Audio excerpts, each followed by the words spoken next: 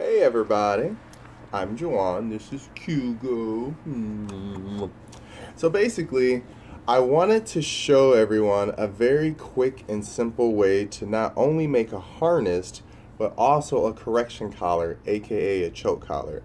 A lot of times I work for an animal rescue facility, and a lot of times people think, oh, I use a choke collar to correct them, and with the spikes and stuff, and it looks threatening, and it probably feels pretty threatening too. I'm just assuming, but it just doesn't look comfortable.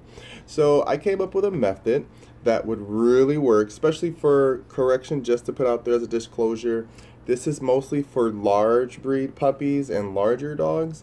I've learned that this doesn't work that well on smaller dogs just because they don't like to have that much confinement.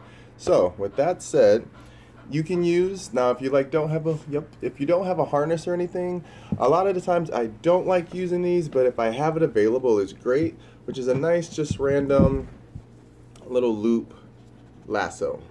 So what you do is you take this lasso, put it around his neck, and since I don't like using anything that makes him feel like he's being choked, I take it and you wrap it right around the bottom behind the front hind legs, right around. So you're just bringing it around the back.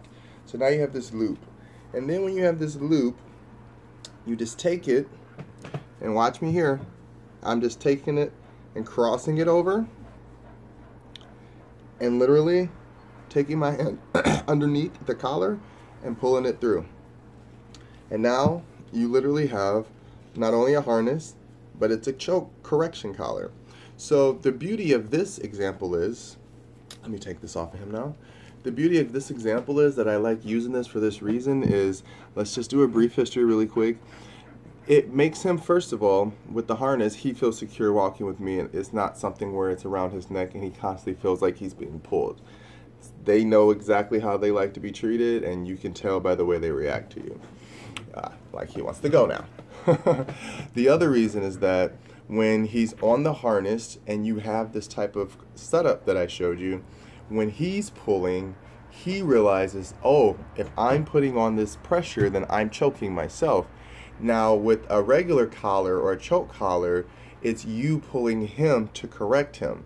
Not only does this sometimes make your dogs turn and really resent that, or it makes them act out more, or they become more docile or shy or timid, or they pull, it's because they don't like that energy. So I've learned that if you give them that type of security, that okay, if you make a harness, they feel secure and they want to walk and feel like they're okay walking with you freely, but you know that you have a tether on them. And then the choke part of it is with the collar, it just puts pressure on them to slow them down, because a lot of times they're so strong they don't realize how hard they're pulling, and it doesn't bother them, but it's a lot on our arms and on our bodies, and it's also sometimes not safe if you can't handle a large breed dog. So it's really cool because now, not only with the setup where I put it around the head and you wrap it around the torso and then you loop it back around how I showed, now you're pulling pressure against the chest and the neck. It's not just yanking something. So it just kind of compresses a little bit to just say, hey, slow down. And it's a nice correction versus a slow down, which is jerking and kind of yoking them. It's a big shock to have anything around your neck and pull you like that. So it really is a good way to build trust between you and your dog. It's a great way to really get them to correct themselves without you having to do any of the work, which is why I love it. And also it's very simple and quick way to just utilize a tool just to get them used to walking with you and being safe with you, and understanding that if they go outside of that parameter, that's when they feel the pressure. So when they're older, maybe if you want to, you can walk them leash free and you get them to the point of that nature.